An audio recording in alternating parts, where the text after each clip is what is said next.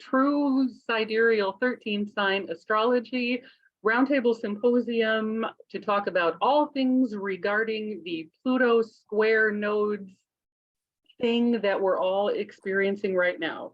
My co-hosts are Verone Bright, Michael Hartigan, aka Uma Stellar, Julie Sherwood, and River Culver.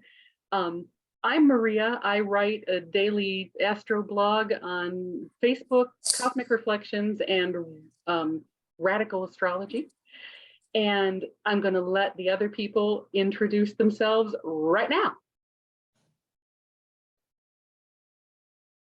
I'll go. Hi, I am Verone Bright. If you don't know me already, I am a 13 sign astrologer. I am an acupuncturist and Chinese medicine practitioner, a psychic, a priestess, a weirdo, a freak, an artist, and I'm so happy to be here. Thank you. Thank you. My name is Michael. I am, as Maria said, Uma Stellar on Facebook, and I have a practice at One Sky Astrology. Just delighted to be here. I'm River, and I have a practice, River of Stars Astrology. I am also happy to be here. I don't think I want to add too much. And the Mercury person, Julie Sherwood, and I do, my business is Your Best Hopes Wellness Coaching. So I do wellness coaching, but I love doing it from the perspective of the stars, constellational astrology, 13 sign. I also am an Usui Reiki master practitioner. So all things energetic stars, and I love to teach about it. So that's the Mercury in me. So welcome everybody. Thank you. Thank you. So shall we begin? Maria, what should we hit first?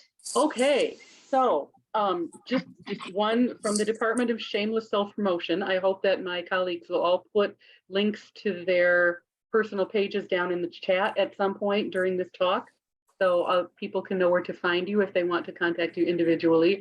I don't have a web page yet. I pretty much just write a daily, but you're always welcome to comment on those if you read them. There, shameless self-promotion over. Now, astrology. So, Pluto entered into square with the nodes a little while ago, and that's a big deal. It's going to be in square to the nodes for pretty much the rest of the year. It ends its square with the nodes on December 14th. Between now and then, interesting dates are today, Pluto went retrograde. We have Pluto retrograde square the nodes today. In October 1st, we will have Mars conjoining the south node, which puts it in square to Pluto also. That's a deal. At the end of November, we have then Venus putting herself in square with the nodes, and that's a deal. So these are things that we'll all talk about during the course of today, but mostly we wanted to talk about what does it mean to be in Pluto square the nodes. Now, if Julie just asked, does anyone know not know what we mean when we say square? Julie, would you like to answer that just for fun? For kicks and giggles? Yeah. So when we look at a chart and we look at the relationship between the celestial bodies, what we're looking at is the angle of conversation they're having with each other. So a square is when the two bodies, or like the nodes and the Pluto, as we're talking about, are in a 90-degree angle to each other. That's called a square. And a lot of astrologers out there get cringy and all bugabooed when they hear square because they think it's the most horrible thing in the world in some ways. Solution focused person prefers to look at it as a challenge to either take some action or pay attention. You can't ignore it or it's going to smack you. So learn to work with what the squares ask is a great way to work with that energy as opposed to being so resistant to it. So if anybody doesn't understand further from that, feel free to pop questions in the chat. And as we're speaking, if we're saying something that you go, that's Greek, I have no idea what they're saying, please type in the chat your question or could you please clarify, and we'll be happy to do that. Yeah, I'd like to thanks. Would also you mind add, if I, oh, go ahead, Vera. sorry, for the square aspect, just for a deeper understanding, I've worked with a lot of squares, is that they can be like two forces coming at one another. It can feel like punch, punch, punch. But when you have this really good balance, I feel like they make a blade, like a blade type apparatus that allows you to cut through something. So there is a real useful quality to the square. That's awesome. Yeah. Yeah. We're definitely going to focus on the useful in all this today. I think that's something we'd agreed on prior, is that we and it came out of the questions too. People want to know, what do you do with this? And I want to give a little addition, if I may share my screen for just 1 second. I want to give a visual on Pluto square the nodes. Is that good, Julie? I think you should be able to. Yeah, I said it to all participants. So All right. I'll just share really briefly, and I just want everyone to see. I have only Pluto in the nodes highlighted or displayed right now. Pluto is actually stationed retrograde as we're all meeting here. This is like current transits, and when we have the nodal axis here, we have or no, this is, wow. Yeah, that's stationed retrograde. And so we're talking about these squares that Pluto's kind of, you can talk about it as T-squaring, right? Because Pluto's squaring both nodes. So that's the dynamic that's set up, that's problematic when you have this like square relationship to the nodal axis. Thank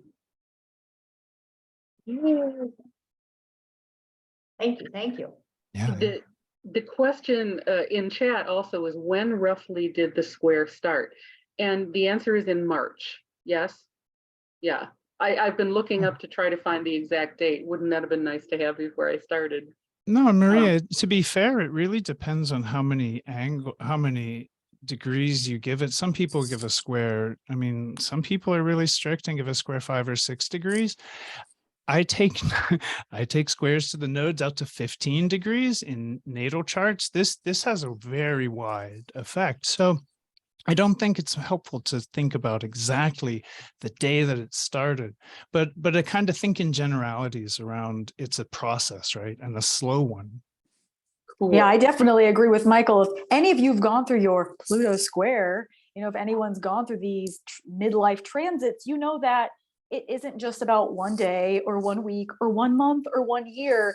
You're really going to feel it because Pluto's going to dig in. So I think focusing on a date isn't really relevant when it comes to working with Pluto.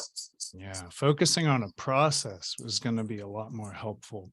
But it is good to have a rough idea. So Maria, I think your dates are great. I just kind of want to caveat them, make it a little fuzzy, right? Cool. Yeah, good point. Good point. And it's also important to remember right now that because of that, whether you're tight with when they start or whether you're loose with it, we're in the strongest part of it right now. Like this whole thing perfects at the end of July, like it 0, 0, 0 degrees square and opposite one another in July. So we're really building to the climax right now. And that's important to remember. And yeah, no, please. I was going to say, for some perspective on the timing of it all, there was a little bit of the Mercury brain did some math a day or so ago. And I was thinking about the fact that Pluto takes 248 years to do a full transit around the zodiacal chart. And if you break that down and think about the average life expectancy of somebody, say about 84 years old, that means that Pluto transits only 1/3 of the chart during your lifetime. So, I mean, it is frickin' slow. So you just have to think about that. In our lifetime, generally speaking, it was in Leo when I was born, and it'll probably hit maybe Aquarius by the time I leave our earthly plane, if I'm on the average, right? So it's something to really think about in terms of that, like Michael was saying, that fuzziness. It's a big energy, and you can't just hone it down like you would a Mars or a Mercury transit. It's bigger than that. So, and along those lines, one, I put a note, if anybody doesn't know what we mean when we say nodes or lunar nodes, we can clarify that. And then, Michael, I would love if you would give a little bit of a spiel of the flavor of Pluto, because I sense that you've got at least a sentence or two to say Oh, about it. sure, sure. No, I love to talk about Pluto, and I think I think it would really be great just to sort of let a little information on the nodes just kind of bounce around too. I think just so we all know what we're talking about. So the lunar nodal axis is what we're talking about. So these are nodes of the moon, and the nodes aren't bodies in the sky, but the nodes are points where the path of the moon and the ecliptic, or the apparent path of the sun, they cross. And when the moon and sun cross, that point is where the moon comes up into magnetic north, that's the north node. And where it goes down into magnetic south, that's the south node. And that might not seem like a really big deal, like the paths of the sun and moon cross, but they act as eclipse points, because when the sun and moon get together with a node, that's literally when we see eclipses. So the nodes of the moon have the power to act whether they're in contact with the sun or moon or not.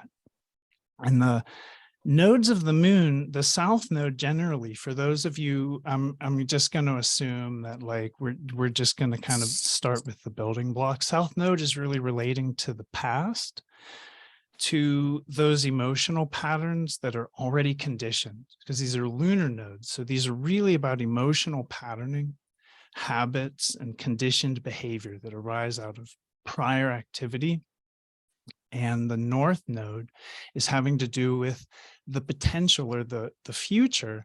And those patterns or habits that are, you can think of it as a momentum, that there's like a trajectory out of the karmic sort of arc that we've set ourselves on, that's going to land us somewhere. We can think of the north node as that. And we can think of it as a sort of weak spot where we're not well developed, but where we're compelled to lean in to develop ourselves. Would anyone like to add anything to that? That's like pretty cookie cutter. I can definitely add to it. I feel like for me, as somebody who works with a lot of beings, a lot of deity, a lot of like magical, like more energetic focus, is that I really see yes to everything Michael said. And then the north and south node, the head and the tail of the dragon, they're not separate. They're one being. When one is activated, the other one's activated. One isn't good and one is bad. You need your feet just as much as you need your head. You need your past as much as you need your future. And when they're working together, I see them as really being able to transform something. You eat it with the head, you digest it, it breaks down in your system, it eventually becomes compost, it nourishes your root so that you can become the dragon. I really see that it's about becoming the dragon, shedding off the old layers. I mean, we are talking about 13 sign astrology, so we're talking about the serpent. The dragon and the serpent are kind of one and the same to me. And so when you work with these nodes, you work with them together so that you can fully self-actualize yourself. You use your astrology chart as a way to know yourself. You're not taking it out of yourself. You're not searching for something outside of yourself. You're finding it within. So I see the north and south node as really allowing you to become that dragon energy and fully transform something on a deeper level. Oh, that was beautiful, Varun. Thank you. Yeah. Hey, River, could you take just a second to explain to us why the nodes are significant, even though they aren't physical bodies in the sky? I mean, all planets, all the bodies have nodes, and some believe the path is actually more of an influence than the body itself. I mean, that is a theory. Rudyard is a famous astrologer who I think a lot of people study on the nodes, and has this theory that the pathway is super significant. We're between eclipses right now, and eclipse seasons are, to me, the most powerful times of year, and especially between two eclipses, as we are now. You know, we had a north node eclipse solar eclipse, and we will have a south node lunar eclipse coming up very soon. So we're in that in-between time, and eclipse times, you know, with the nodes, it's a major time of endings, beginnings, death, birth, uncovering, obscuring. I mean, this is powerful time, and I think it's the time of the dragon, like Varun was saying, a time of transforming, the time of the serpent. The head and the tail are also, they also talk about them being serpents in the Vedic Indian astrology. So I just think they're really important. And when a planet is square the nodes, it's in the bendings. It's thought to be very very influential to the collective. Thank you. Cool. Let's see. Would anyone of us like to speak on kind of what it means that Pluto, where it is square the nodes where they are? Who wants to tackle that one? I'm just going to bring one other general comment along with what River said, and then I'll defer to others in terms of the specific placements. And then Maria, would you like me to pull up that chart, or do you have it readily available to Go actually? for it, Julie. You are master of your computer.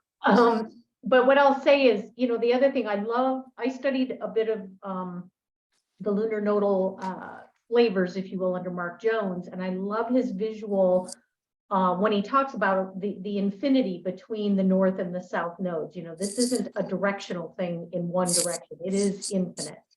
And the other thing is he also uses the metaphor of like a kayak. You know, you're on a river on a kayak, and when you get the square influence, it's like it's this energy that's pushing you off that current, but you're trying to, you know, manically steer back to stay in the journey between the two nodes. So I think that's a really interesting metaphorical kind of visual. And then I also see the nodes. I put a little visual in the comments to the chat box so you can see visually what Michael was describing. And I see it as this is the connection point over the relationship that draws us into the conversation between the sun and the moon from our perspective on Earth. So I think that's just kind of a neat way to tie those together. So there you have it. So I'll go ahead and pull up the chart if somebody else wants to jump in on the where they are and what that means. And I'm just I'd be gonna, happy to give the sort of cookie cutter if no one else is itching, or maybe someone else could build on what I had to say. I think Pluto is in what some people call the last degree of a sign an anaretic degree, where Pluto's in the last degree of Sag here. And they say that in that last degree of a sign, there's a critical need to wrap up the lessons of the sign, or to sort of dovetail all the various things that arose like together. So you sort of have this crunch as you're leaving a sign, where the last degree kind of forces a lot of critical issues around that sign. In Sagittarius, those critical issues become around truth, what's real, how things actually work, what we call natural law, like that which is there, and we are purely describing it, not not in a poetic way like coloring it, but those truths with a capital T that Sagittarius tends to emphasize.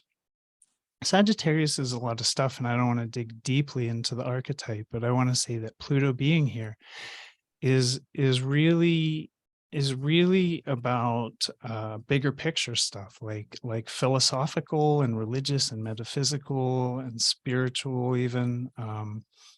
Although there's usually a little bit of religious flavor to the spirituality of Sag, it does get very spiritual, genuinely spiritual. and the nodes, if we look, the south node is in Virgo and the north node is for part of the time that this is active in square. I think the north node will be in Aries. Does the north node actually move into Pisces as Pluto retrogrades? Does that square stay? To anyone like Maria, when you looked at that, was there any north node in Pisces? Because it like I said, it Yes, it depends. does. Yeah, It does. great, Mhm. great. Because I know to 15 degrees, it's definitely going into Pisces. But if you're looking at it like, and you see it, we'll As a stick matter with of that. fact, I'll leap in here. As a matter of fact, it conjoins Eris at a point in this square. Oh yeah, So that'll be fun. that's gonna That's be a trip. we'll talk about that. Yeah. That's So Eris. so the dynamic though that I think is really, if we're going to simplify and isolate, we can look at Pluto in the very last degree of Sagittarius, and we can look at the south node as Virgo, solidly Virgo, and the north node through this process is going to go from Aries into Pisces. And that's going to be a little hard to understand, because usually we're going from Pisces into Aries. And I don't want to get into interpretations just yet. I just want to sort of lay a little the groundwork. So I will say Virgo is about the left brain and analytical understanding, critical thinking, and it has a very humble attitude towards others. It's very service oriented. And the north node in Aries is very just compelled by really primal. This is what Aries and Pisces share, the primordial. It's just an urge. It's just an urge. In Aries, it comes from within, definitely like the heart or soul or something inward. And in Pisces, it's good luck figuring that out. These are like huge waves but that can transcend, our ability to even think about them, big cosmic energies in Pisces that it opens up. Well, Aries opens us up to more individual drive. And I want to leave it at that. That's sort of a little bit of the fundamental dynamic. I want to give room for people to bounce off. So Mhm. I would love to chirp in a little bit. So, God, there's so many layers. First, I just want to say astrology is not one isolated event. Everything connects to everything, every transit, every aspect. It prepares you for what's coming. Everything connects together. It tells a beautiful story. All the mythology is in the stars. And so, can we have the chart back up some more? Oh, yeah. Is that okay? I just feel Yeah, like yeah. I'm gonna. Yeah, I just didn't know if it would be.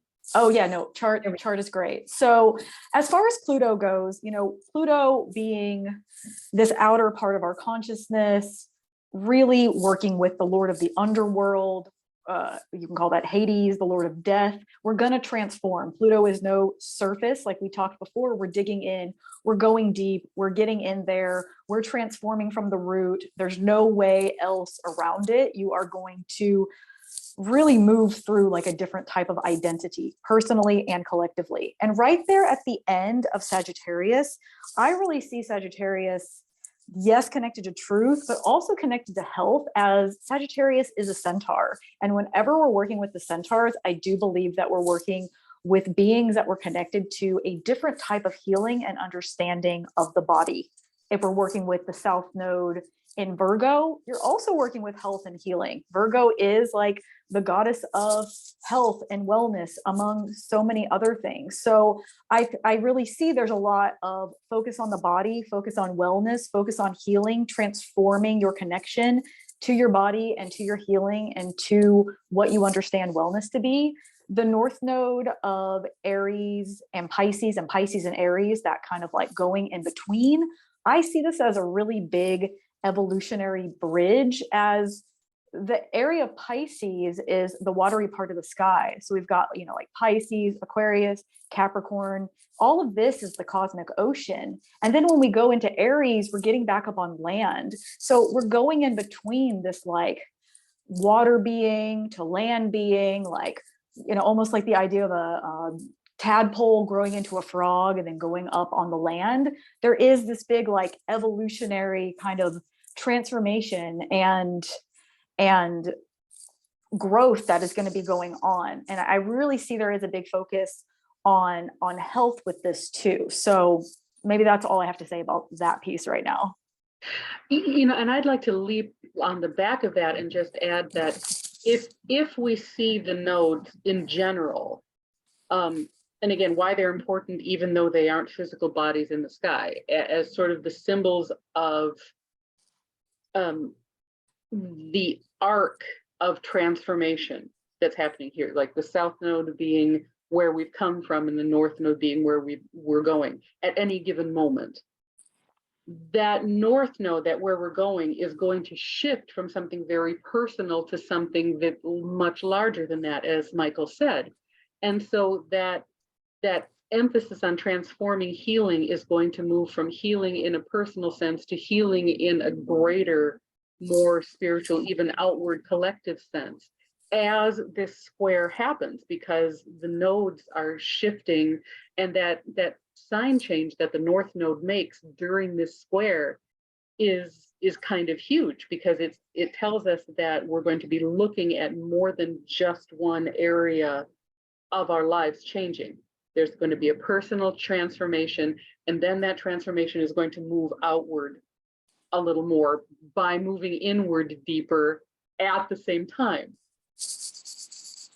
You know, it's funny, I heard a podcast today talking about the energy of the month of May, and it was really funny because I jotted this down thinking about this, and I jotted down preparing the ground for the revolution of personal inner fire. And I thought, God, does that not summarize the North Node right now? Does that not summarize it like to a T? And this concept of, you know, us having this solar eclipse, which of course ties to the North Node, right in that chasm, that abyss between Pisces and Aries, as both Rowan and River both noted. And then look where Pluto is. Pluto is in that abyss between Sagittarius and Capricorn. Oh, yeah. We really are straddling two worlds in both of those situations. And does anybody have the screenshot of Pluto in the chasm that today? Because I can post that. I have just what you ran at 1 o'clock your time. Okay, let me, if I'm sorry to interrupt you, Julie, but I can. No, that's perfect, because this is really a blending of so many energies. It's not just it's here and it's here. The other thing to note too, for people who may not be aware, again, this is my perspective. What we're looking at here is a collective energy because it's the transits. Now, how you're affected personally is how it comes into your chart. So just keeping in mind, we're talking about collective energies here too. I love the Yeah, straddling of the Pluto's- world. Oh my gosh, I'm taking notes, Julie. The abyss. I mean, That was Yeah. beautiful. I'd And love I to think- just add on, just sort of tack on a couple thoughts to that. And one is that this shift that the North Node is representing is actually in the spirit of the nodes working together always. This is about our understanding. This is about our understanding what's happening, because Virgo is also more about conscious awareness, where Pisces is not. But as we go from this Aries to Pisces, I think there's going to be actually a collective awareness that we're entering into like some strange realm. I don't want to correlate it directly to any one phenomenon, but I think everything that's happening right now is really likely to be kind of polarized, because because Pluto polarizes things, and because the nodes act as a paradox. So I see that shift into Pisces from Aries as taking us all on a dive. Like we're going I think into new waters here. And I think that the last thought I want to tack on is that Pluto in the transits is representing the deepest, like the collective unconscious. This is the collective soul. This part of the core I love that, Dan. understanding of Pluto is that in a personal chart, it's representative of the soul level intelligence and consciousness of the person. So this is unconscious stuff. It's where it starts. We can make it conscious. Yeah. So thanks. River, what do you have to say? Sometimes when I'm in a group, it's a little hard for me to know when to speak, but I just think this cusp energy that is being pointed out and that we're discussing in terms of both Aries into Pisces and Capricorn, Sagittarius is a really interesting place. Places, but this is something is shifting into something else. So I think it also speaks to the transmutational influence of Pluto in that we are in these cusp regions. If you look at this image of Pluto, you see this constellation both above is Aquila, the eagle, and below, if you can see down below, it's Indus, the Indian. And I think something that occurred to me, this is the same location where we're building to the exact Pluto return of the United States, when Pluto is returning to the same position where it was at the signing of the Declaration of Independence.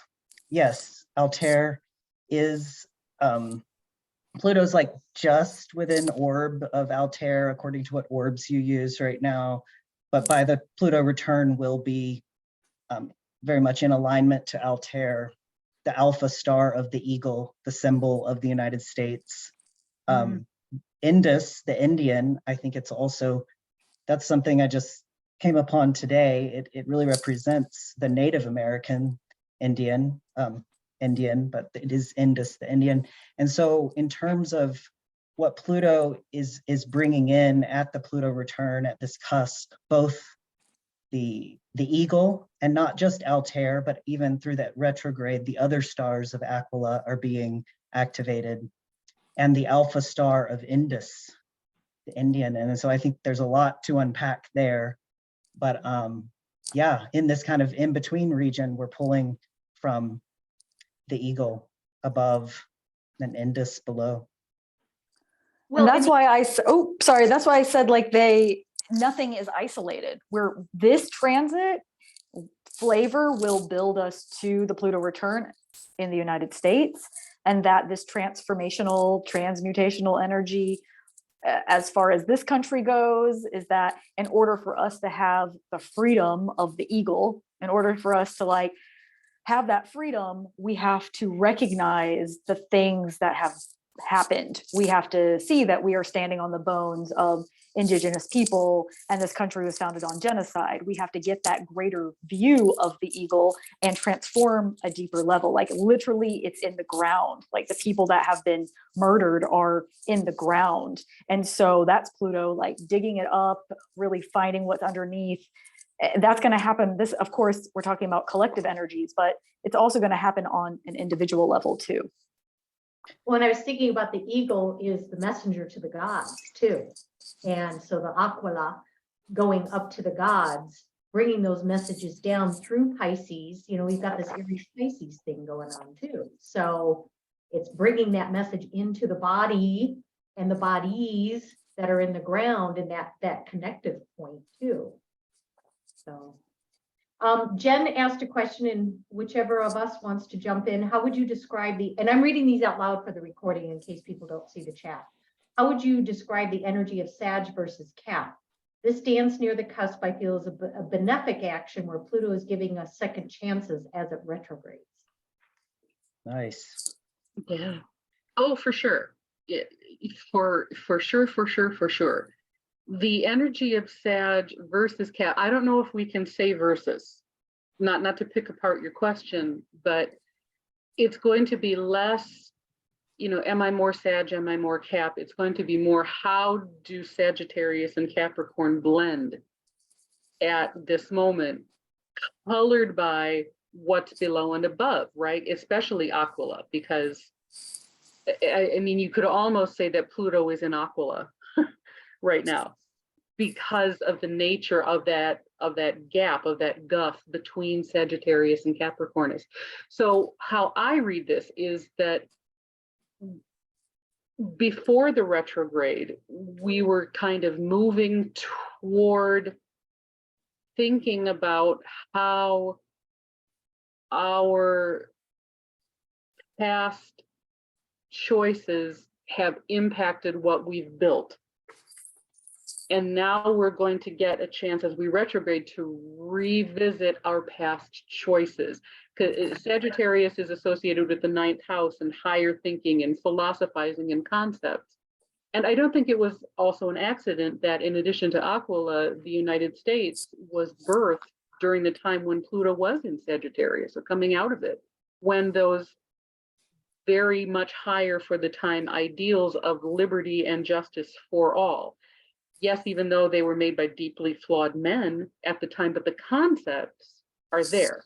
And so that's what I think we're doing. And so we've taken these higher minded concepts and created a nation, Capricorn, with them.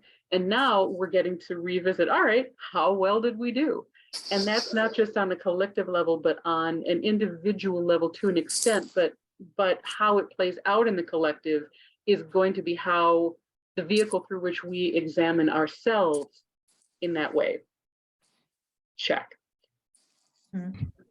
Yeah, thank you. I'd like to add to that a little bit about what we sort of do know about Sagittarius and Capricorn and that transition, because Sag is something that is, I think, a bit hopeful and optimistic as an energy, a set of stars. It has to do with the abstract and with dreams. It's Jupiter's, and it's expansive, and it's where we get an idea about what's then, as a body moves into Capricorn, things tend to become solidified in the real world.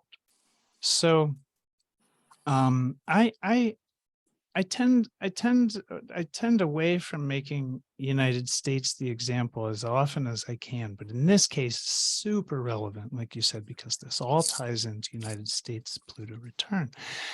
And I think that I just want to point out that when Pluto entered Sagittarius, I think roughly 2007, I had some. I made a note, November 10th, 2007. Oh, thank you. Yeah, Yep. here I have that same. So Love you. that was around the last time that minimum wage in the United States had been raised or changed. So we've been Sagittarius. The dream here is sort of like, it seems like one of sort of freezing wealth, or just sort of not allowing for the same sort of growth in the lower classes that the upper classes experienced. And I think, unfortunately, that as we move into Capricorn, we're going to see sort of akin to this talk of the Great Reset. I think we're going to see systems that are likely to reflect that kind of like, Pluto in Sag is actually just, in a way, just the idea that then Pluto in Capricorn is like, here's the reality. So we will talk, I'm not going to take the time now, but we will talk about positivity within all this, but we have to talk realistically about, that's facts AF. So that's all I want to add right now. Thank you. Well, Michael, I'd love to piggyback off of that, is that it pulls it back all to the truth piece of Sagittarius, and how I brought up the health piece, as we are like, Sagittarius is like kind of like looking at something bigger, the archer, almost like bigger visions. These cusp points are some of the most powerful points. I think these transition points, like the last degree, the first degree of these constellational boundaries, these are really powerful placements. And so I find it really important for people to know what their own truth is, really knowing yourself. You know, if we're going to be putting systems more into a concrete structure as we move into Capricorn, well, what are we wanting? What are we choosing? Are we choosing it? Which direction are we going? I think it's important to remember that we have a say in where we're directing the arrow of Sagittarius. We have a say in how we're constructing and formulating. And with Aquila, the eagle, that kind of bird overhead, have that larger vision, have that eagle eye vision, allow yourself to remove yourself from maybe the minutia and like staring at the tiny details and see something larger so that you can actually see where you want to go instead of like getting buried in the weeds or get it going down like 1,000 rabbit holes. Here's another And layer. because Pluto, if I may just really quickly, Pluto is where in ourselves we find the power. That's a Pluto word, power, to take control. That's Pluto, of our own life. Pluto. So none of this is about disempowerment. I'm not trying to tell you that the sky is falling. But in order to understand what's happening, we're taking that power of our own, they're taking that power into our own hands in a context, in a greater context. And Pluto is also speaking to that context. So yeah, so it is a little hard to piece together. It will affect everybody differently depending on your personal chart and how this all strikes you. But I think that's important, the positive, to understand that regardless of where Pluto is or what he's done since 2007, this is about your choice and your power, especially square the nodes. Everything square the nodes is about choice and work and personal power. That's what this is teaching us. We'll get into Guess that. what else is about to square 4 degrees approaching is Jupiter as of now. So Jupiter rules Sagittarius, for those who may not be aware of that, and he's in Pisces right now. So we're really expanding into that, going within to really search, what do we believe? What do we choose to empower ourselves? And I think to piggyback off of what Michael was saying, and perhaps Maria may be chiming in on this, is, you know, the way Pluto plays in for us is colored by where he is in our chart on the day we're born, because he stays there for a long time and we don't get to experience him going around the entire wheel for our lifetime. So I think that's the lens through which we see this empowering process. Well, and also that Varone was talking about the choices we make and where we're going. Segue into the North Node again. And remember that North Node is also at a cusp, right? So we're going from, if Sagittarius is going from a more abstract to a more tangible, put very simply, then this cusp is in reverse. That Aries to Pisces is kind of the reverse of that, going into a more worldly to a more abstract place. And as it does, of course, there's going to be some interesting conjunctions. The nodes are going to make conjunctions with other planets and stars big time during this journey. But we kind of started it out with the sun conjunct the North Node and the moon at an eclipse, like right there on that really early degree of Aries, and you could almost, say that it's close enough to Pisces to be a cusp. So yeah, the where this is all taking us, look to that North Node now, and what we're bringing from the South Node into that is kind of the question that gets filtered through Pluto via this square. So I think it'd be a good time to start looking at Pluto a little more closely. Like Julie, you had mentioned that you would appreciate my take on Pluto. I've done a little depth study of Pluto, and I'm sure I'm not the only one here. But would that be a good segue? Would you like to take that direction? Yeah. Yeah. And I think this is a great way to put it all together. We've talked a bit about the nodes, the head of the dragon, the tail of the dragon, the coming from and the going to. We talked about a square. Now let's talk about the energy of Pluto and then put that whole thing together. Yeah. Well, I think Pluto's pretty hard to understand. Pluto is, and it has a horrible reputation because the people who were watching it early after its discovery, they noticed that they noticed it had energies that had to do with death, had to do with control, manipulation, secrecy, crime, sorcery, black magic, underworld power. And so Pluto has this really horrible reputation. And it wasn't until, I want to say it wasn't until Jeffrey Wolf Green had his dreams that where evolutionary astrology came from. And he came out and it was focused on Pluto. And what he said is, actually this Pluto is representing the soul. And so that made no sense to a lot of people, but it really tracks. It so tracks. And why then would, on a soul level, we be into all this control and manipulation, secrecy, crime, and underworld madness? Well, one of the core ideas about Pluto is Pluto has a dual nature. Pluto has a dual desire nature. It's going to want two things at once. They're going to pull in opposite directions.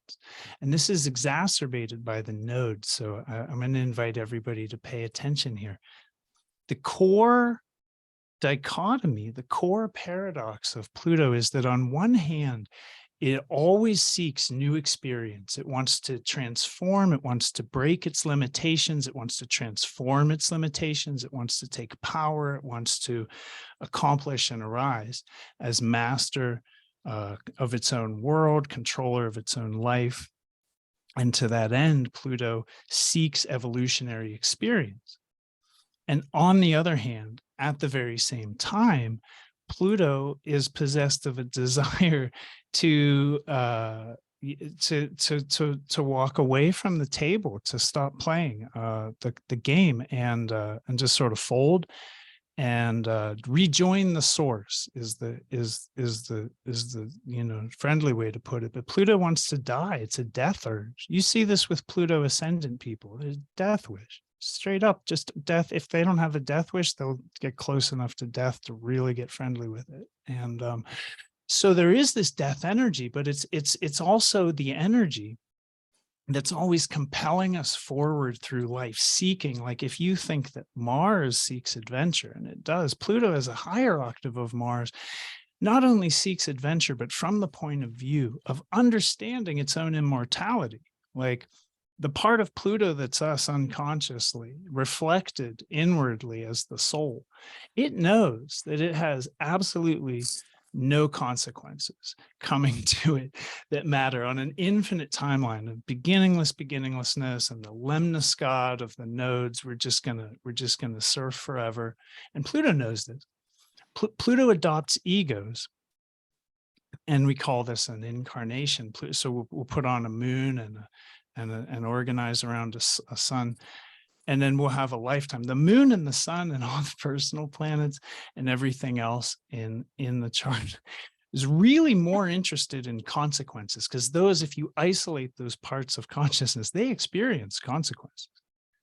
And the nodes are all about consequences, not having to repeat past lessons, making different choices about repeating situations and so on.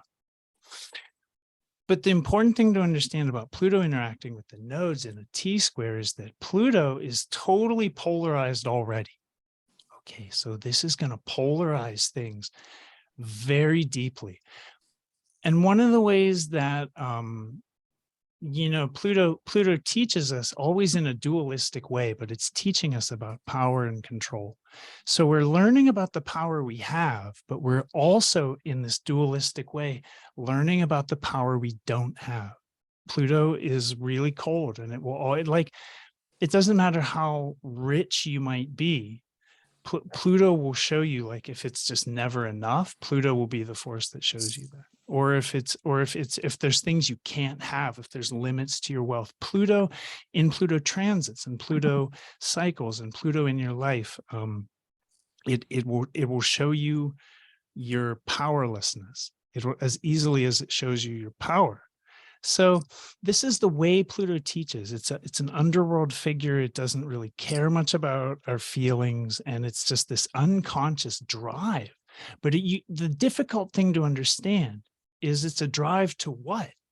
Okay, so it's a dual drive. It's just the whole soul conundrum, the paradox of like, can I jump off the wheel? Like, are we done yet? Are we there yet? Do you ever get that option? Does this just go on forever?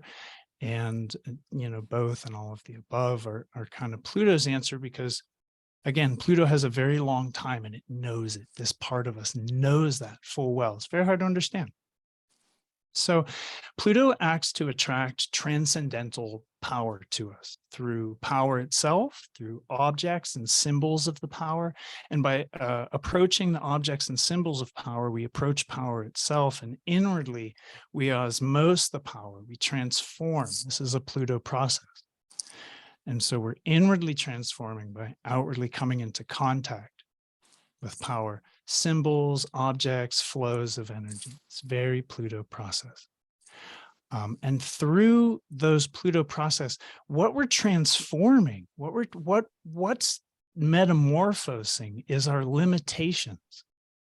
It's what Pluto wants, is to be less limited.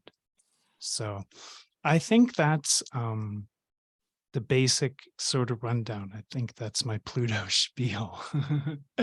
Thank you for listening. If Pluto is the soul, Mhm.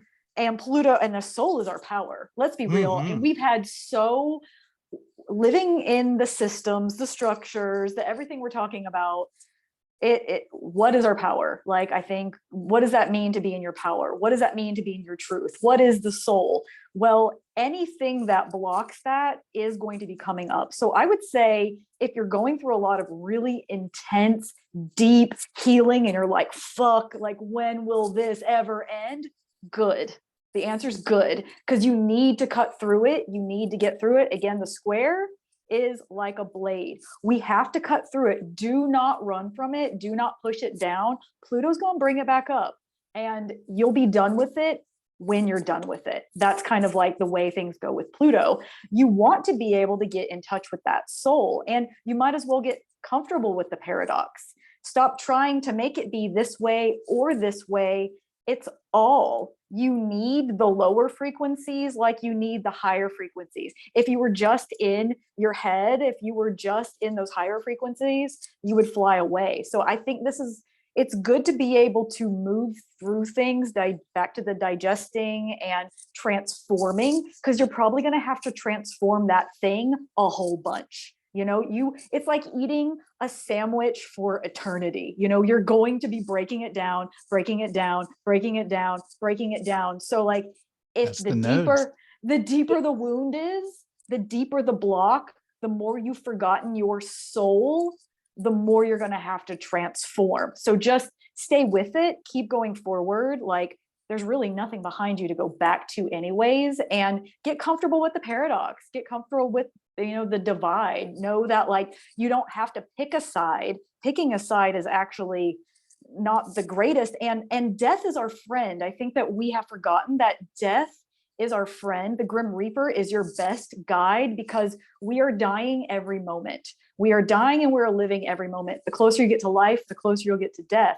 1,000 of our cells die every second, and 1,000 more are reborn. So like, don't cling on to that death. Let the death rot. Don't be a necromancer. Be comfortable with the death and dying, because that's just as significant as our birth. And Pluto is going to show you that death is awesome. So there's a big transformation with all of this happening. That's oh my Pluto. God. I would love to say two more things, and then I want to shut up for a while. I have a question for you too, River. Michael. What's that?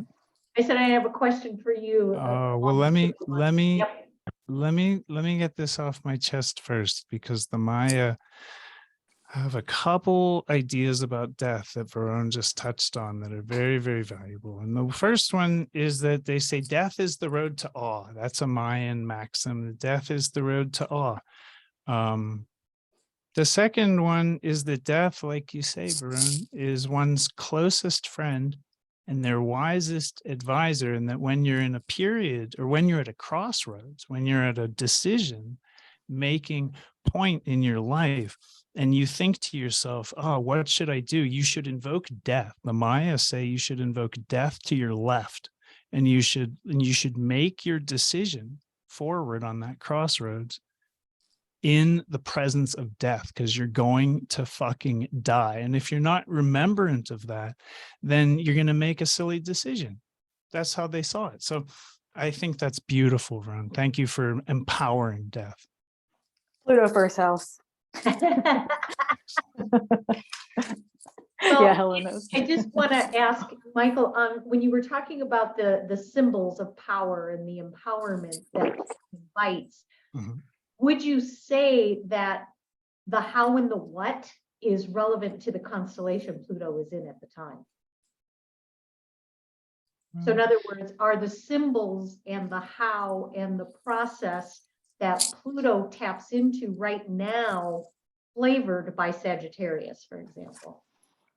Yeah, just to a great extent, and the Sagittarius Capricorn cusp, and at the same time, Pluto as death is a sort of transcendental force, and this is another thing that's hard to understand about Pluto. Sure. This whole thing's like outside of space and time. When it talks about breaking those limits, we're talking about all the limits. This thing wants to have its cake and eat it too. If it's not immortality, Pluto's not going to be satisfied, because that's like the resolution of that paradox. So, when we're looking at Pluto and Sag Cap, we're definitely looking at, like, that's a big, because of the Jupiter Saturn resonance, I think we're dealing with power, and I think that's going to emphasize Pluto's power component, the part of Pluto that's representative of power, reflecting our personal power, as mentioned. I don't always see things as clockwork with Pluto. I don't see it as like, oh, then it's going to move into Capricorn and we'll all be walking around a little heavier and slower. And then it's not like that at all. It's just because astrology doesn't work like that. And we all know that. But I think Pluto is so weird. It's always tapped into flows. You have no, this like Pluto and Neptune, anything trans-Neptunian. Don't try and make too much sense of it is my only advice. You know what I mean? So when it's in a set of stars, it's like, yeah, maybe a little bit, but not as much. It doesn't seem as influenced by outside energies as other, especially inner bodies are, But on the other hand, it's like totally, how can you say it isn't like right there with Altair and these constellations, like doing exactly what you would think it would do. So it's hard a little bit of both, Julie, a little bit of both. There's a transcendental quality that's truly transcendental. Right. Yeah. Right. Thank you. Thank you. Yeah, sort of a non-answer. It's so weird to talk about Pluto. It's so hard to talk about it. So kind of moving on to moving on, which is what the nodes are going to do. I wonder, River, we prevail upon you to talk about some of the stars that the nodes are going to meet on this journey over the next few months? Sure.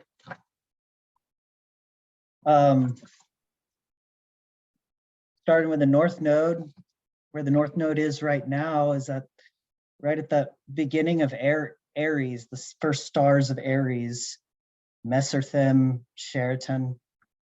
And but the node is moving back towards Pisces. So we're in these, like, this is the horns of the ram. So this is like really powerful energy when you really are at those first stars of Aries, but the node has gone all through those and then is kind of going into this cusp region where there will be the stars of Cetus and Andromeda.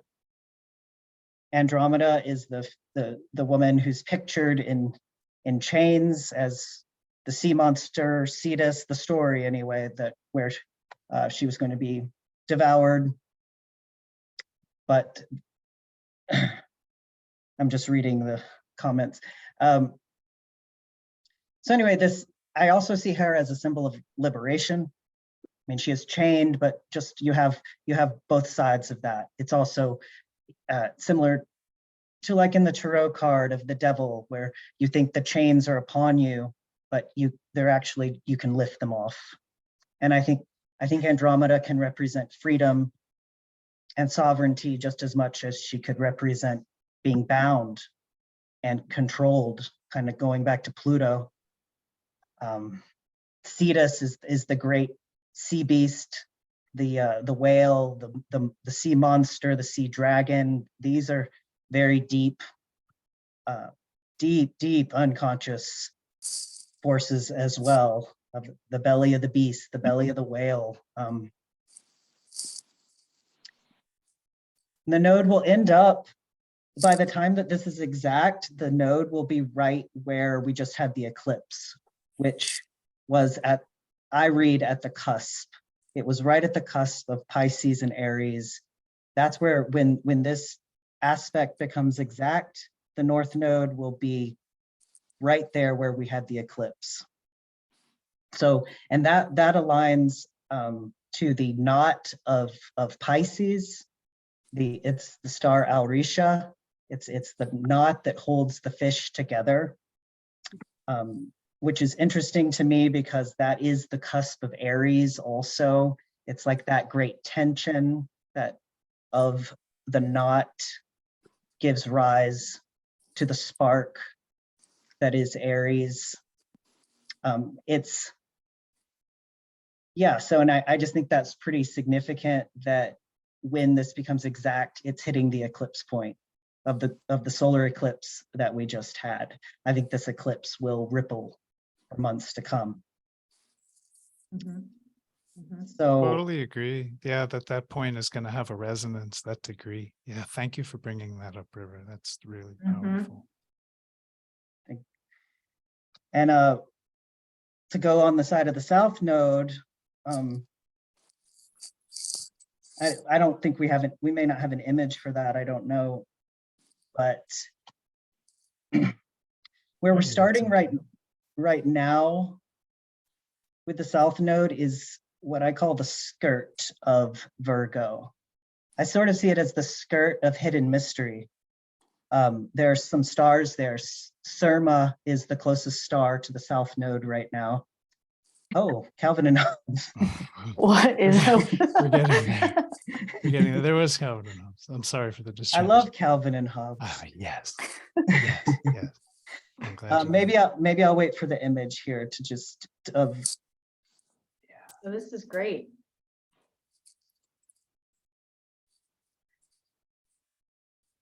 You know, as we were all preparing for this, we were talking, for those in the audience here, we were talking about Mercury, as Michael called it, in lemonade, which I love. Mercury in lemonade, yes. So we have to be flexible with our tech communication here. So I think we're doing great, considering. We're doing awesome. okay, there's our South Node friend. Yeah, so South Node is in lower Virgo near her feet. Like I said, I see this as the skirt of hidden mysteries. There's a star where the South Node is closest to right now, Surma. The South Node just passed Kambalia. And both of these stars have to do with that which is hidden, occulted. Yeah, they're very mysterious stars to me, sort of like going on a quest, sort of like a Lord of the Rings quest. J.R.R. Tolkien actually had Uranus conjunct Kambalia, one of these stars. And so it's almost like because this aligns with tropical Scorpio, interestingly, but they're kind of scorpionic stars within Virgo, is the way I read them.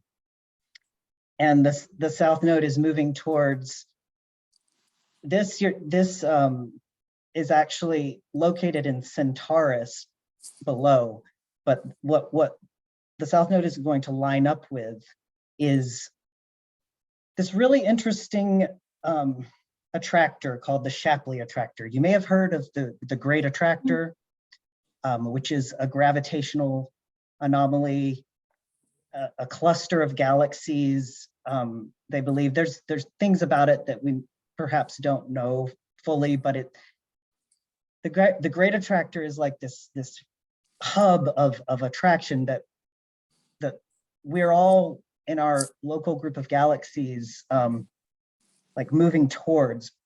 But there's an attractor that is even greater, the Shapley attractor, that is in the Shapley cluster of galaxies within Centaurus. And so if we have the galactic center that we all revolve around, and that is like our center of our galaxy, we then have the supergalactic center within our local group of galaxies, and that is in Virgo.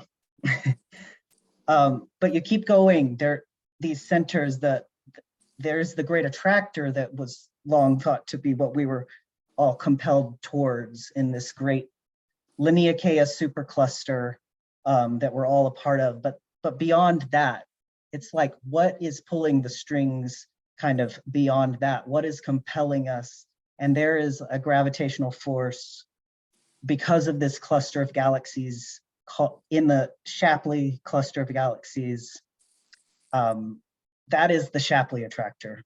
And that is where the South Node is aligning to. So when we talk about power and Pluto, the South Node is aligning to the greatest place of magnetic power that we are aware of,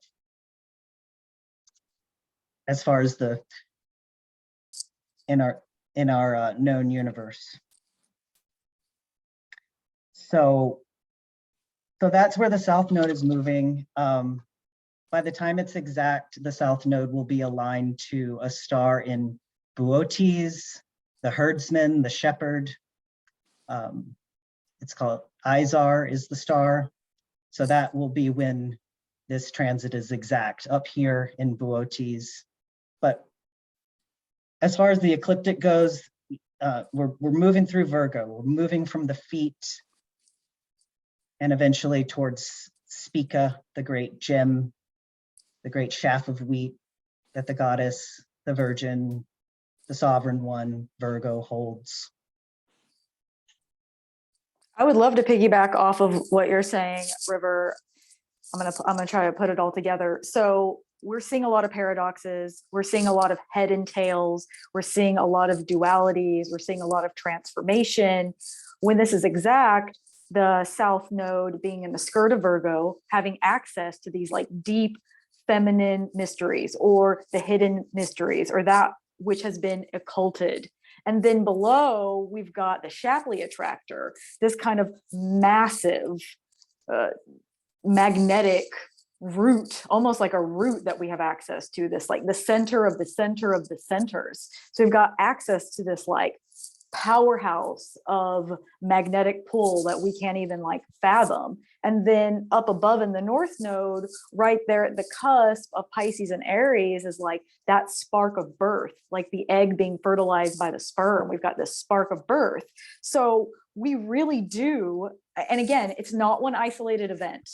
We really do have access to this primordial root that transcends all time and space, all lifetimes, all generational bloodlines. We've got an opportunity to access something so ancient and so futuristic at the same time, because they're both the same, and like spark it into birth, like spark it into creation. I really think that this is like the evolution, the growth, the expansion of our souls, us on a soul level, like individually and collectively. We can access galaxies that are like beyond, you know, we're like here and we're everywhere. We're everywhere and we're nowhere. I just see this as like such a powerful time to, again, become the dragon, remember the mysteries, tap into everything that's been like hidden and rejected, find parts of your soul that you never knew existed, like getting the fractaling and putting it back all into like the wholeness again. Like we really have, I mean, we are like electromagnetic beings. We are electric, we are electromagnetic. So all of this is like, I mean, it's big. Like, to me, I feel like if we're still here and we haven't all exploded or imploded, like, we are going to shift and transform on such a like massive level. I keep, I was gonna say my standing joke here at home, because we have pretty big areas in our property here, and I tell my better half that if the mothership lands and the drawbridge goes down, grab my hand, grab the dog's hand, we out of here. I'm gonna go right through that hole, you know? Or we are the mothership. When I work with certain beings, I feel like we think so literally that something is outside of ourselves.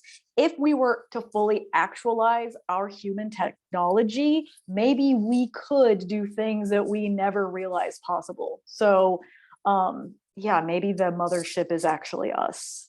Pluto transforming our beliefs of who we are. I like Our Could I- understanding. could- our Could I understanding. share a visual real quick? Oh, yeah, let me take the share off. I just was putting the chart up of the exact square moment. Date. Whenever Oh, we I go want back to that. I want to look at that. I just want to show one thing real quick that I pulled up. Go for it.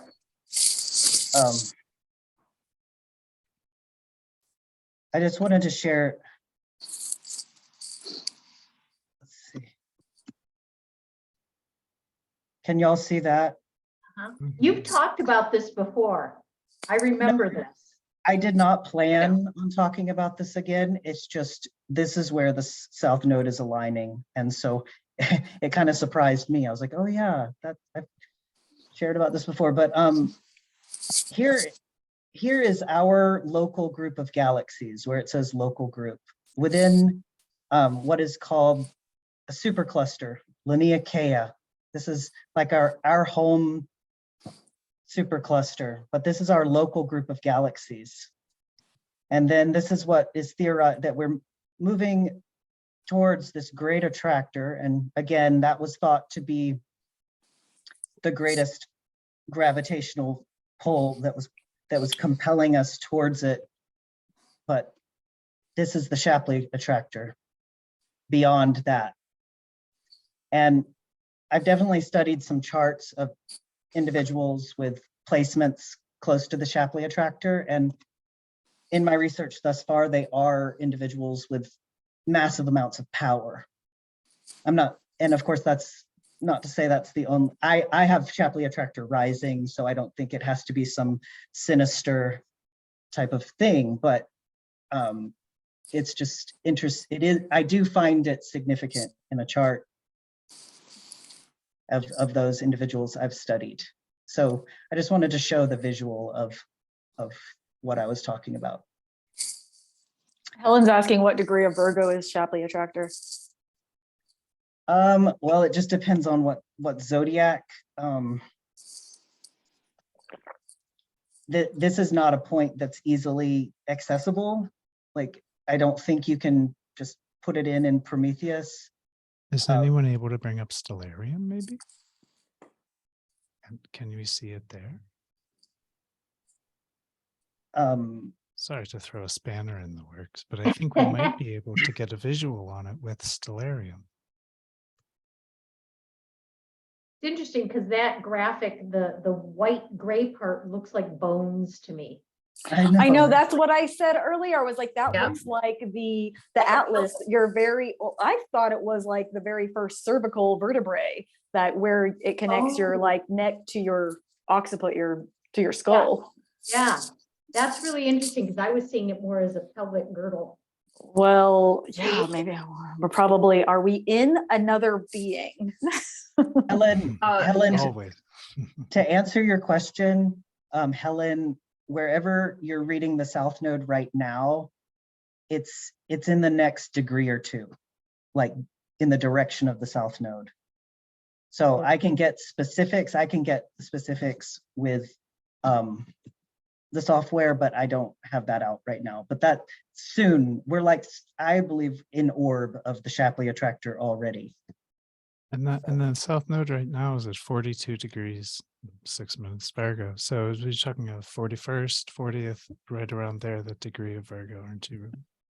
Yes, roughly. In like roundabouts with the give or take a couple. Yes. But anyway, we can move on. I just wanted to show you all that visual because I found it interesting. No, I love that. I love the idea, and I don't know if this stuck anybody else, but the south node is aligning with the great attractor, right? Versus The Shapley attractor. the Shapley attractor. I'm sorry. Thank you for the correction. But the idea that there's a pull on the south node, right? As opposed to the north node, where essentially we're aiming. I think that's just really interesting, and I wonder how that's landing on the ground. And I think that might land on the ground pretty hard. That, gosh, there are just some old forces that are so hard to release, hard to let go of at this time. Does anybody else get a sense of that? Or there's old forces that are badass that we forgot about, like the Great Mother, or Yes. the primordial ooze that we all like wiggled out of, I feel like it's not one or the other. I think it's like, as things get better, they get worse. As they get worse, they get better. As you heal, you go deeper. As you heal, you go outer. Like, it's kind of all of the above. Like the Yeah, birth with of the death. north node, Julie. making that transition into Pisces. I feel a little bit like a sense of apocalyptic, but an apocalypse in Greek just meant a lifting of the veil. Apocalypse was just that. I mean, we're in the post-apocalyptic world. Welcome to it. And Jesus, these motorcycles keep parading past my house. I should shut my window. I'm sorry, everybody. Yeah, people in my neighborhood need to get mufflers. I'm just saying. Please. Hey, I got a snoring dog, so. But I think it's going to polarize things, because some people are going to want to be really moving forward towards the lifting of the veil, towards a new reality, towards an emerging future. And I think that the weight and the gravity here affecting the past, I do see it absolutely as significant. And that I think in a lot of ways, one of the most difficult things about Pluto square the nodes is that it sets up on a soul level this, like, it just emphasizes the paradox and the push me, pull me, the dichotomy in it. And so the work that needs to be done is often in reconciling paradox, or realizing we have two simultaneous, mutually exclusive desires, and finding a way to dovetail it. Yeah. It's interesting because I'm looking at and I'll pull it back up again. And well, let me say, Melody put a note. The suggestion was that individuals were drawing power by their placement of the Shapley attractor. That makes a lot of sense to me. Yeah, absolutely. Yeah. And like, that's what I mean. I don't mean to say that it needs to be anything sinister, because power, we all need power. We need to be in our power and be empowered. So it just kind of goes back to Michael was saying about Pluto representing both, and even this point kind of reflecting that. Well, and as Maria said, the south node on the Shapley attractor, it's the power of remembering. We're burning that veil and remembering everything that we've been programmed to forget, if you will. Yeah, long forgot. Yeah, that like Verone brought up, the long forgotten, primordial good stuff. That Virgo. Oh yeah, please. Yeah. For sure. Yeah, many onion layers, Jen. Jen said many onion layers. I like to call myself an onion, or blooming onion. Just so many. Yeah, it's like, once you think you've remembered yourself, you're going to realize, oh my gosh, that was like only one little drop of it. Oh my gosh, that was one little drop. And then you can look at that lifetime after lifetime after lifetime, generation after generation after generation. It keeps going. And I really think that our souls probably are infinite, immortal, endless. So, especially once that north node goes into Pisces, then, okay, Aries, you thought you have yourself figured out. Then we move into Pisces, and it's like, holy shit, we've got a whole nother, totally. And we've got other onion. And God, I know, how many onions do we have? And then we've got Cetus underneath that too. I mean, Cetus bringing us into that deep unconscious of the hydrothermal vents, of the ocean floor, of the primordial mother, of Tiamat, of the whale, of the serpent, of the shark. I mean, from what I practice, Cetus is the mother of Medusa. Going back to the serpent mysteries, like going back to the serpent, you know, like what have we beheaded? What have we turned into a monster? What has devoured us? What do we need to devour? What have we forgotten in the belly of the beast? Like sometimes you got to go into the belly of the beast to remember that you left your finest gems and jewels there. You can't bypass the deep transformation and healing you have to go through. The only way through is through. So Well, then look, guys, let's move on. We've got it's 6:31. Oh, you beat me to it. I That think we're Virgo all twitch. like, Hey, yeah. speaking of Virgo, I want to say we've talked about some of the things about Virgo that have to do with, like, you know, logic and left brain and recognition and all this. And I just want to and River, thank you for illustrating the skirt of Virgo in such a beautiful way that leads into that old understanding of Libra. This whole thing's very scorpionic. But I want to say that just to remember that Virgo is the only sign that's left that has, Virgo's like Venus, just couldn't be corrupted. Still the goddess, still feminine, still holding her power. So this is Virgo too, as much as it's analytical and left brain and makes people like Maria and I remember when it's 6:30, exactly at 6:30, because we've been here 90 minutes and we're going to move on to questions or something. It's the feminine. It's Virgo's another very complicated archetype. It's very difficult to understand simply. So I just wanted to give voice to that. Even the word Virgo originally meant virgin, and That's right. virgin's etymology That's is right. she who is sovereign. So That's right. remembering that Virgo goes back to the virgins, which can go back to the Vestal virgins, the sacred sex priestesses, the ones who had full autonomy over their sacred sexuality and creative forces.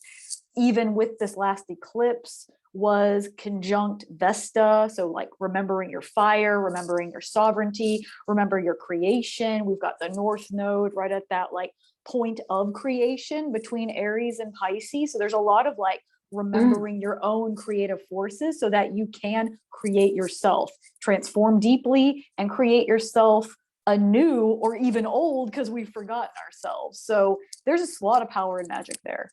And I think the last little piece that ties right into that is going back to that south node of remembering, the gift of remembering, coming close to Spica, the harvest, the blessings, the gift.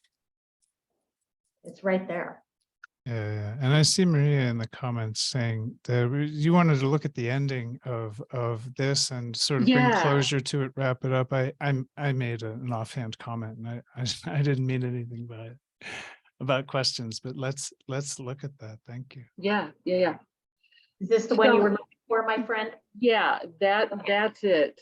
Pluto is just about to see, he's already gone out of square with the North Node, and he's about to completely go, well, as I define square, right? You know, at least as my software defines it. So you take it out to 5 degrees. I take it out to 5 degrees. After that, it's kind of like, oh, come on already. That's how I see it. But I'm not here to nitpick about that. I just wanted to give voice to it so people knew, you know, because I know where to look in that chart. Yeah. So here's where we are, and it's also significant. This is at basically the end of the year, so it takes us through Pluto square the nodes for the rest of the year. So yeah, baby. That's I was hoping that River and you guys would chime in on that part of it, because we've got the North Node conjunct Eris over there and the South Node conjunct Spica and all kinds of good stuff happening. So yeah. So for people, just real briefly, for people who may not be aware, because there's a cluster of glyphs in this space here, this is the glyph for Pluto, but his tick mark is actually over here, just so you're aware. Mm-hmm. So he's still straddling that abyss, but he's gone direct. Yes. Yep. Yeah, he will have gone direct. When did I say this? Oh. It's the end of lots July, right? The end of July. Yeah. No, he perfects his T-square at the end of That's July. right.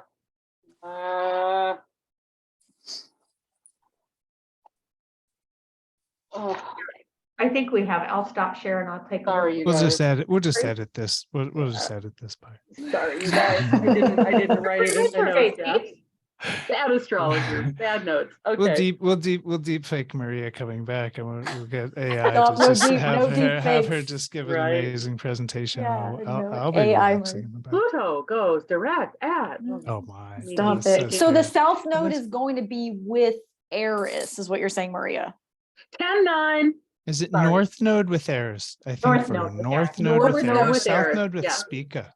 Yeah. South node Spica, north node Eris. I mean, we did have a strong Eris during this eclipse too, with Jupiter and Eris conjunct. So like, get ready for the goddess of anarchy to like fuck it up. There you go. There you go. And you know, and I didn't look to see when Pluto ingresses Capricorn, Oh, I but have considering that. he moves about a day to 2 days, he moves a minute. So you can kind of do the math from there. Oh, I don't have that date handy. It's like way not till 2025 technically. Oh, February the way our reckoning. 2024. Yeah, it is 2024. Is it? February 2024 is the Pluto return. And I think with Pluto moving Yep. direct, he'll be moving a bit faster and he'll make his way into that first degree Yep. and in a little ways in February 2024. But that's not moving into Capricorn. That's just Pluto return. Well, the Pluto return was in the first degree of Capricorn. In Okay. this chart. So I think we're talking about the same thing, but from a different Yeah. point of view. March 25th for ingress in March 2025 for ingress into Cap. That seems No, all- it depends. It depends on which zodiac you use and Or how know, you're measuring. who's But counting. I think. Well, go ahead. no, but anyway, let's get back to, we kind of digressed. Let's get back to December of this year and when, for all intensive purposes, the Pluto square kind of dissipates with South Node on Spica and North Node on Eris. All right, we go back to sharing. Yeah, let's share. There we go. There we go. All right. So yeah, we have, like you noted, the North Node and Eris hanging around here in Pisces. And we have South Node literally conjunct within 18 minutes of Spica. And then here's again, the landing point for Pluto, but just so you can see, whoops. Well, I'm not going to clear it. You can see he's right there. Yeah. So it really, we have, again, the North Node right there in Pisces, pretty solidly now at that point, and South Node pretty solidly into Virgo. So, even in the tropical zodiac, that's the natural axis, if you will. And then Pluto just in that last couple of degrees of Sagittarius still. Mhm. So, and then the other thing I noted was there was something else I saw when I looked at that. What did we have? Can I share my Yes, please screen jump for in you? while I'm looking. Oh yeah. Oh, I can't do it while you're Oh, sharing. you need to share? Yeah. Okay, Screen share. Nice. think thank of a you. switch. So I just wanted to say I pulled this up. I have Pluto, and this is February. zodiac 13. And for those who don't understand Prometheus, this is Athens zodiac. For those who do, this is just the midpoint, and I have Pluto entering Capricorn on the midpoint system in 7th of February 2024. So. Okay. And you can see the way I read squares to the nodes.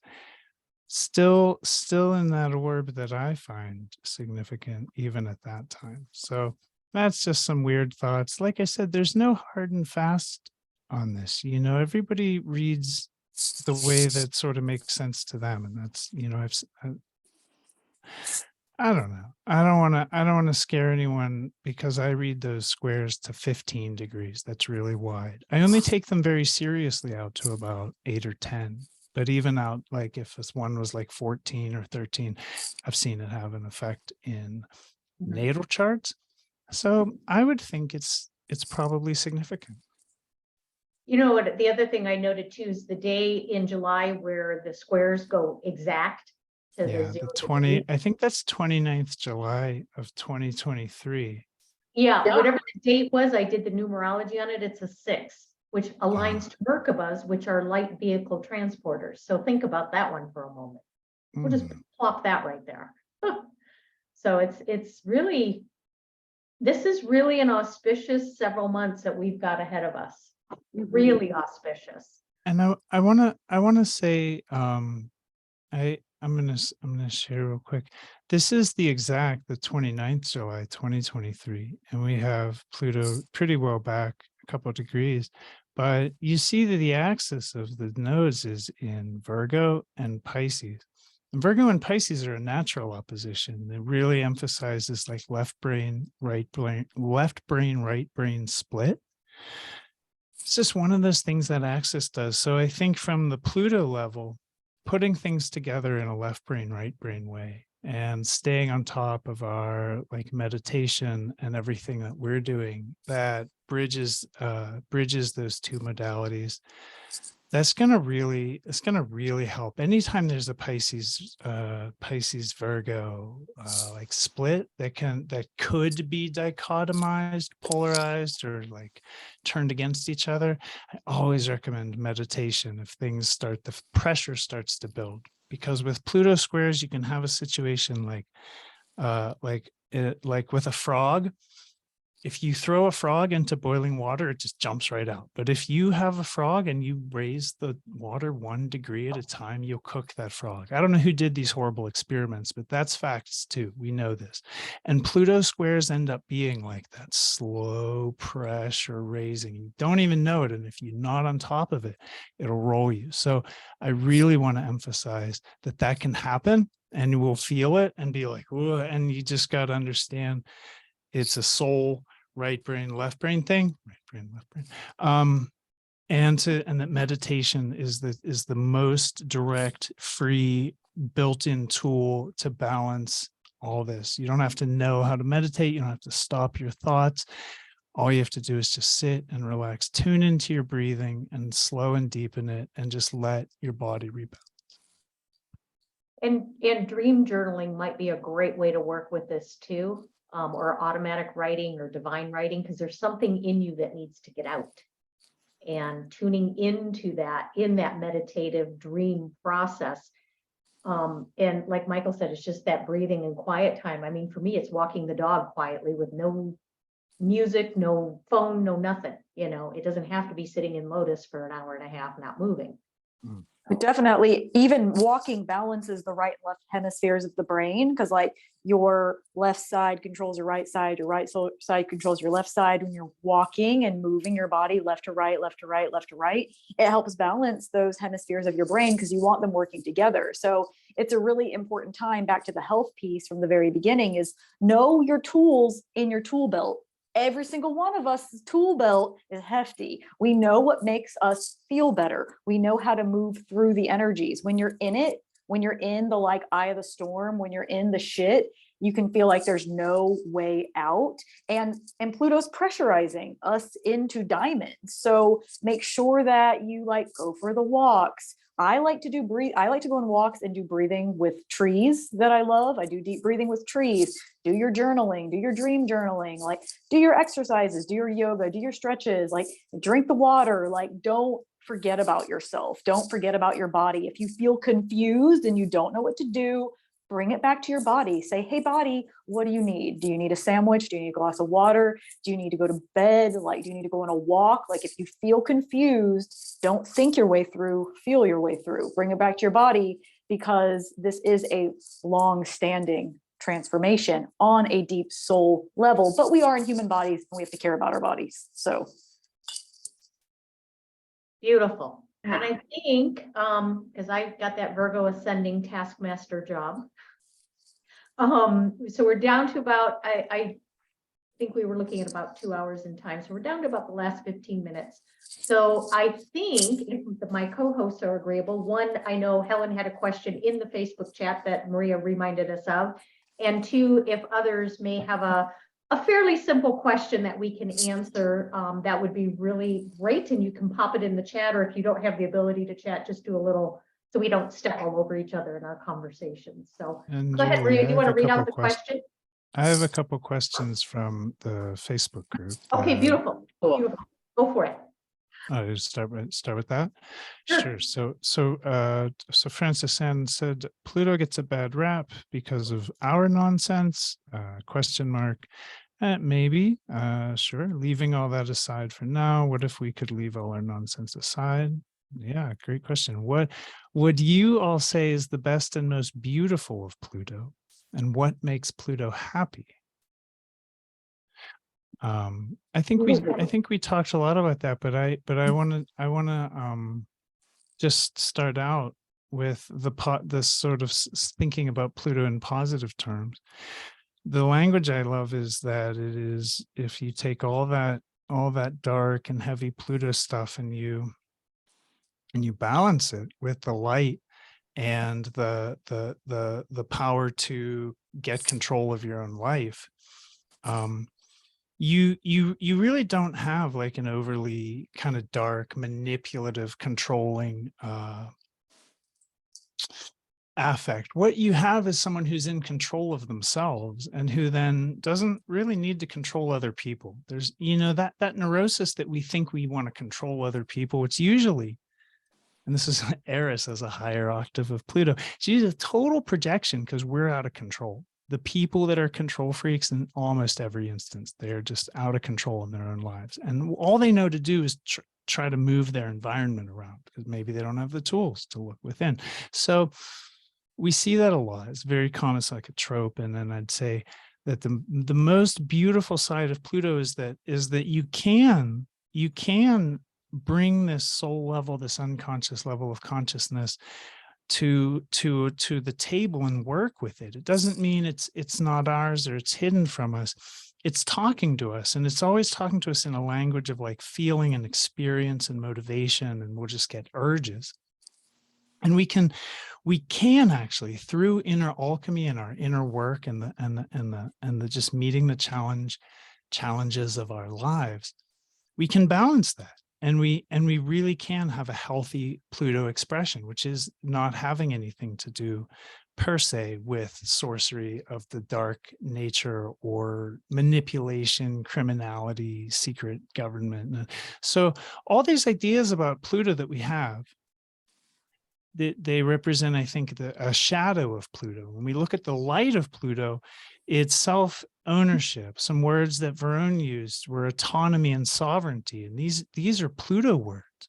These are huge Pluto words. It's where we find ourselves, our real selves, not the self like, oh, I like long walks on the beach and French pastries, but like the self that's like maybe why, or what is it, just on a soul level, on a full engagement level, to the deepest, down to the bottom of the brain stem and the bottom of the spinal column, just those energies and electricities.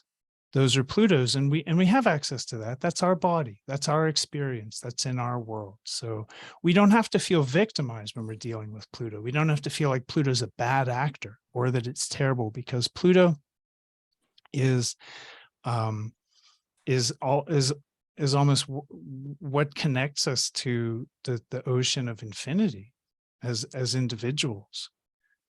So it's this amazing part of us, but it's a transcendental part. So it's not personal in the way that most of the planets are.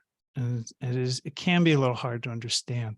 And I think what makes it happy is pushing the limits out into the transcendental, into those places where we explore. Wow, I really, that gives me a funny feeling in my stomach, but I'll work with it. That's what makes Pluto happy, when we answer the call, the clarion call of our soul, and we get aligned with what we're supposed to be doing in life.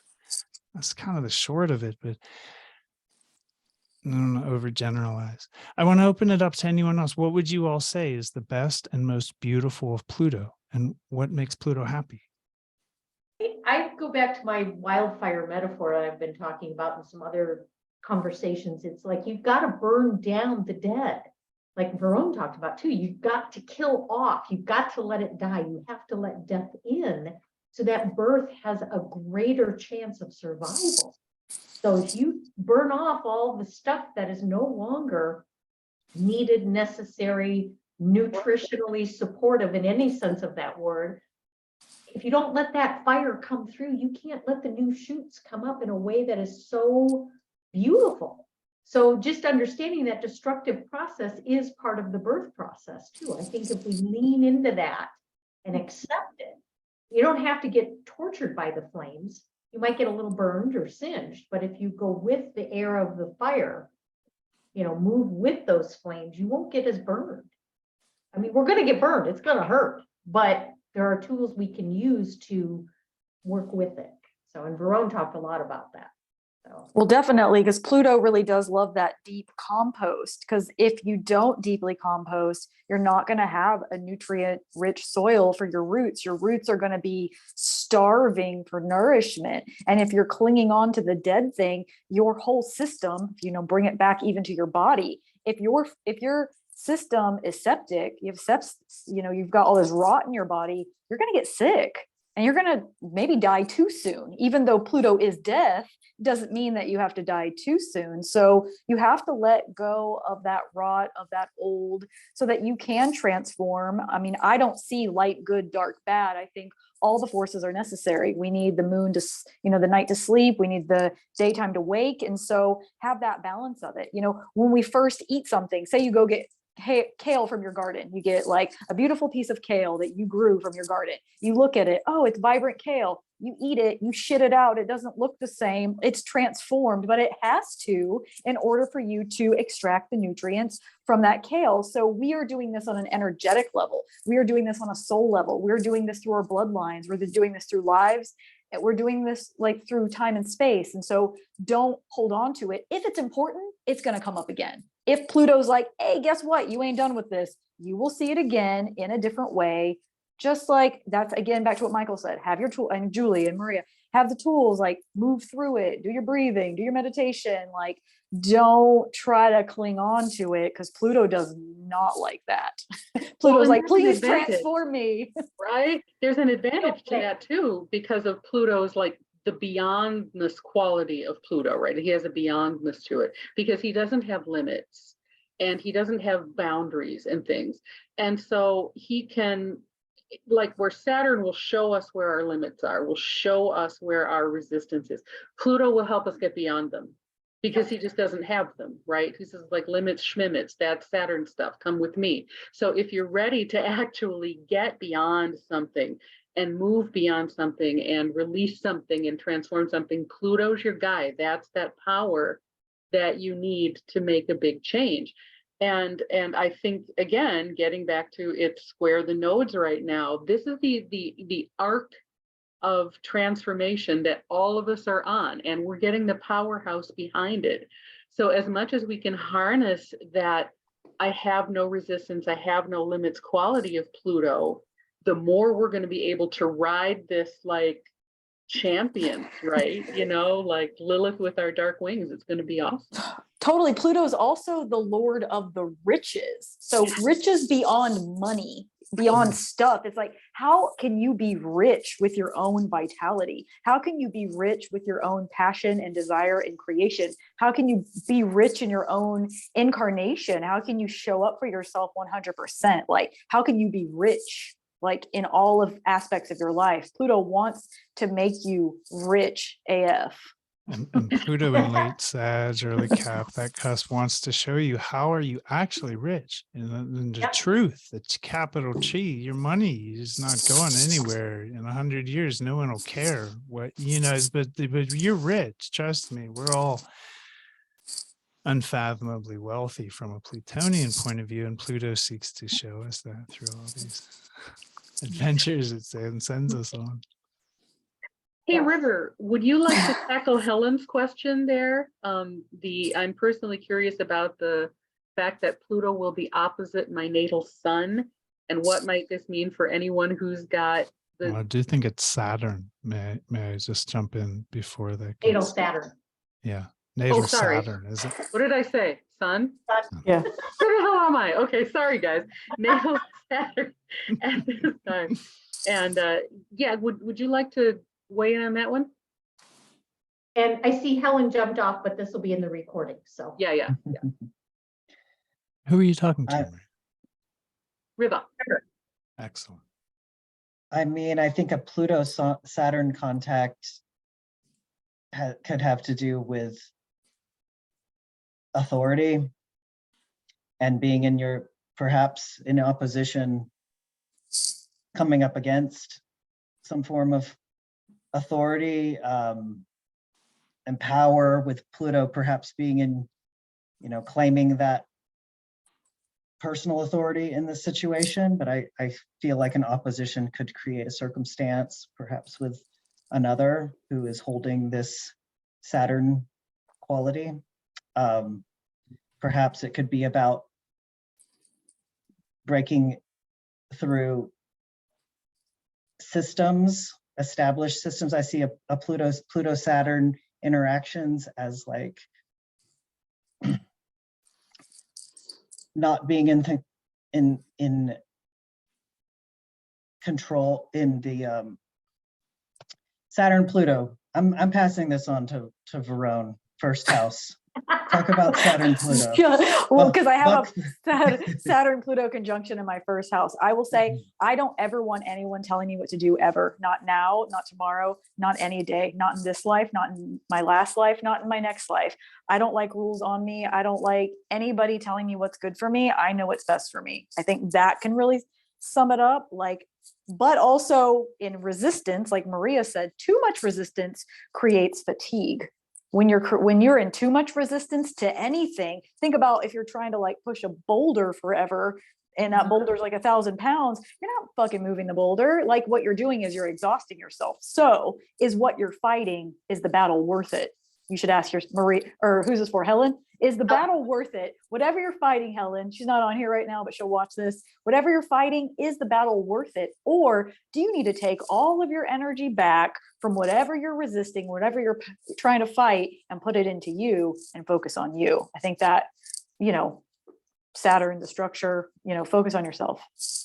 Well, in oppositions, I think about the rubber band in dynamic tension. You've got to keep that equal balance between the two, or it's gonna, you can't let either one overrule, or it'll. Don't become obsessed. Right. And I guess I was thinking about it a bit in reverse, like it was Saturn interacting with her Pluto, but this is Pluto interacting with her natal Saturn. Right. So in that sense, I also think that there could be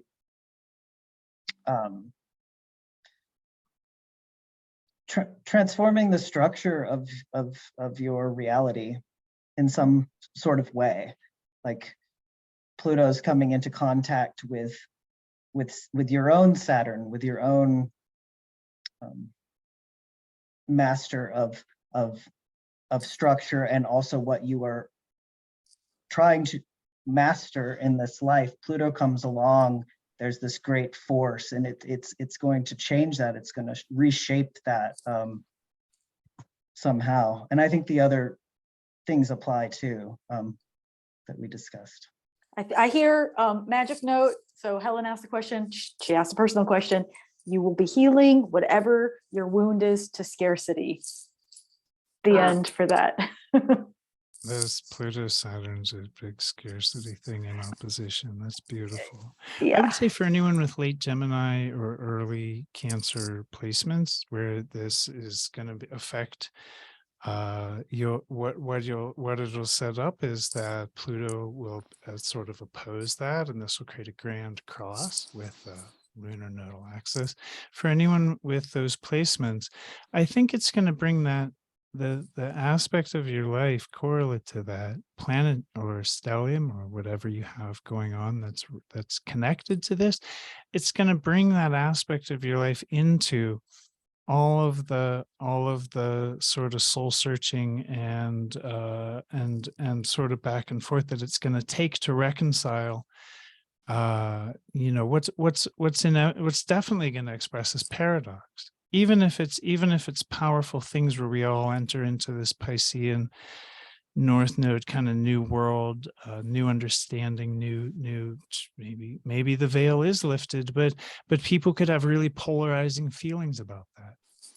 Like, The veil's yeah, it's already awesome and it's see-through. horrible, right? Like we have The this veil's thing, already see-through. It's a veil. You can right, see right. through it. Yeah, Check yeah. it out. So I think bringing those things in, expecting that they're going to come in, and expecting that a Pluto opposition is gonna aggravate. Pluto tends to poke in opposition. And another thing that I want to remind people about oppositions, the last thing, is that oppositions are always, each player in an opposition has what the other wants. So it seems like they're against each other. It seems like that it'll draw people to you who will like stand in your way with a Saturn opposition, sure. But you know, just always remember with oppositions that Pluto is trying to contact Saturn and Saturn's trying to contact Pluto. And so even inwardly, if you just visualize them maybe sitting around a table having a dialogue and see, like in a creative visualization, like, well, what would they talk about? This can be very helpful too. But I don't now we're getting into like, we're getting way off topic. It's Michael, also was there 7 another? o'clock, and I wanna give a voice to that as a timekeeper. Yeah, were there more questions like written down? Did we get to everything? I got to everything I had. Oh well, Okay. Nikki asked, does this type of transformational aspect have ripple effects through the other planets and luminaries, which we didn't directly touch on? I think we touched on a lot of the other questions I saw. Oh my God, This to me, one, that feels like opening up a whole other symposium. exactly. I just I want to didn't say, even I get just to want to my say notes. yes, That's all I have but to say. I like, did not get to my notes. Oh, wow. That's Holy how wow. much that's how astrology is though. Ah. And also it's good to take breaks because your brain don't always think. Take breaks Yeah. from thinking. Well, let's check in, people. I mean, it has been 2 hours. Do we want to continue, or do we want to just, we're kind of, okay, good. I'm I feel good. like I'd I to think we're cut it. good. We can Yeah. always do Thank you. something like this again. Oh yeah, I think we We will. definitely should. We will. Yes. So the short answer to Nikki's question is yes. It Yes. does have a ripple effect through the other planets, Oh, yeah. Yes. Oh yeah. which, boom. Thank you for giving us our next topic. Maybe we'll do a part 2. Oh, good. And remember, yes. you guys are always welcome to individually contact us for individual, questions and answers to how things affect you. Maybe you had more of an affinity with one or the other of us during this thing. They're all better at this than I am, so contact those guys.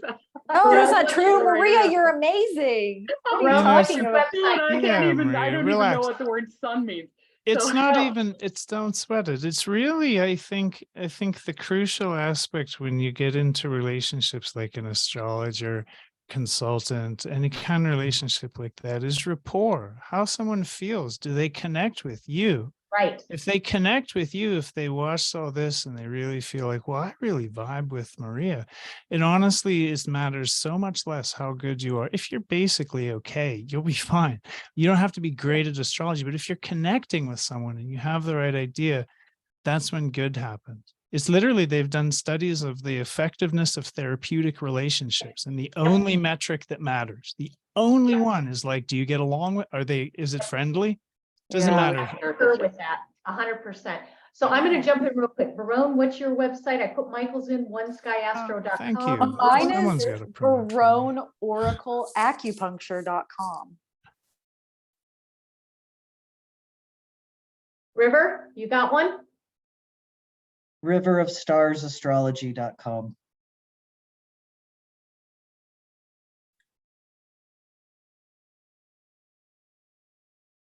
And then I'll put mine.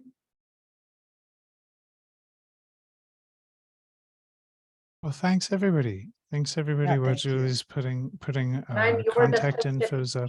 .com. And Maria, Oh. darling, I'm sure people can reach you through direct messaging, or do you want me to put an email in if people want to connect with you? I think I just put my email in. Oh, you did. Oh, yeah. Okay. There it is. Yay. Operations. MariaLynnSchumacher@gmail.com. And I'm reading it out loud in case people don't see the chat. And So- can I shameless plug real fast? Yeah. Yes, please do. Actually, I Please have no do. shame in it at all. Like this is I'm priestess for this whole life. So River and I are doing a collab on, what's the date, babe?